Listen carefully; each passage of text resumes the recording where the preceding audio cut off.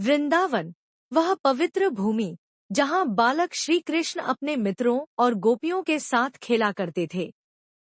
वह समय जब श्री कृष्ण मात्र 8 वर्ष के थे, उनका और राधा का परिचय हुआ। राधा उनसे उम्र में बड़ी थी, लेकिन कृष्ण की बाल सुलभ मासूमियत और उनकी दिव्यता ने राधा का मन मोह लिया। श्री कृष्ण का राधा के प्रति स्नेह और राधा का कृष्ण के प्रति अगाध प्रेम, दोनों के बीच एक आध्यात्मिक और गहन संबंध का आरंभ था। वृंदावन की गलियों में कृष्ण की मुरली की मधुर ध्वनि गूंजती रहती थी और गोपियां, विशेषकर राधा, इस धुन पर मोहित हो जाती थी। राधा और कृष्ण के प्रेम की प्रकृति शारीरिक या सांसारिक नहीं थी, बल्कि यह आत्मिक और दिव्य था। राधा, जो कृष्ण के अलौकिक व्यक्तित्व से परिचित थी, समझ गई कि यह प्रेम सांसारिक सीमाओं से परे है। समय के साथ राधा और कृष्ण का प्रेम गहराता गया। वृंदावन के कण-कण में उनके प्रेम की कहानी गूंजने लगी। राधा और कृष्ण जब भी एक दूसरे के साथ होते, ऐसा प्रतीत होता मानो समय ठहर गया हो। लेकिन समय सदा स्थिर नहीं रहता। कंस के अत्याचार से मथुरा त्रस्त हो रही थी और कृष्ण का जन्म ही कंस का अंत करने के लिए हुआ था। एक दिन अचानक कृष्ण को वृंदावन छोड़कर मथुरा जाना पड़ा। वृंदावन छोड़ने से पहले राधा और कृष्ण का आखिरी संवाद हुआ। राधा ने अपने अश्रुपूरित नेत्रों से कहा, हे कान्हा, भले ही आप शरीर से मुझसे दूर जा रहे हैं, लेकिन मेरे मन में आप सदैव बसे रहेंगे। कृष्ण ने राधा से वादा किया कि वे सदा उनके हृदय में रहेंगे। कृष्ण ने मथुरा जाकर कंस का वध किया और प्रजा को अत्याचार से मुक्ति दिलाई। लेकिन उनकी जिम्मेदारियां यहीं खत्म नहीं हुईं। मथुरा पर निरंतर आक्रमण होने के कारण कृष्ण ने द्वारका नामक एक नगरी का निर्माण किया।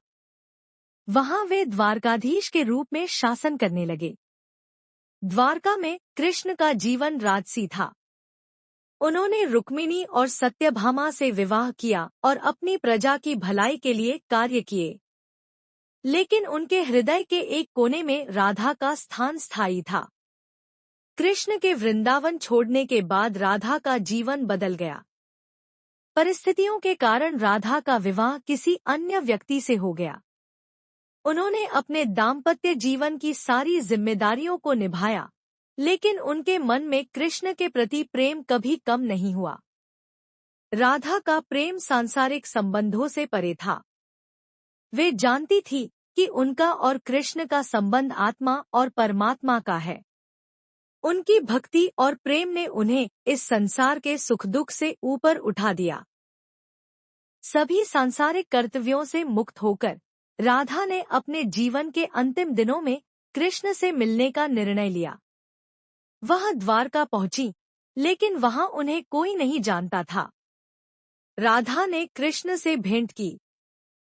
दोनों के बीच संकेतों की भाषा में संवाद हुआ। यह मिलन शांत लेकिन अत्यधिक गहन था। राधा के आगमन से कृष्ण बहुत प्रसन्न हुए। उन्होंने राधा को महल में एक सेविका के रूप में नियुक्त कर दिया ताकि वह उनके पास रह सके। महल में रहते हुए राधा ने कृष्ण के साथ समय बिताने का हर संभव प्रयास किया, लेकिन उन्हें वह आध्यात्मिक जुड़ाव नहीं महसूस हुआ जो वृंदावन में था। राधा ने महसूस किया कि अब समय आ गया है कि वह महल छोड़ दे और अपनी आत्मा को कृष्ण से और गहराई से जोड़े। उन्होंने महल छोड़ दिया और अज्ञात दिशा में चली गई। राधा ने अपना जीवन एकांत में बिताया। धीरे धीरे उनका शरीर कमजोर हो गया और उन्होंने महसूस किया कि उनका अंतिम समय निकट है। इसी समय भगवान श्री कृष्ण उनके सामने प्रकट हुए। कृष्ण ने राधा से कहा, तुम मुझसे कुछ भी मांग सकती हो। राधा ने कहा, हे कान्हा, मुझे कुछ नहीं चाहिए, लेकिन यदि आप मुझे कुछ देना ही चाहते हैं तो कृपया अपनी बांसुरी बजाएं।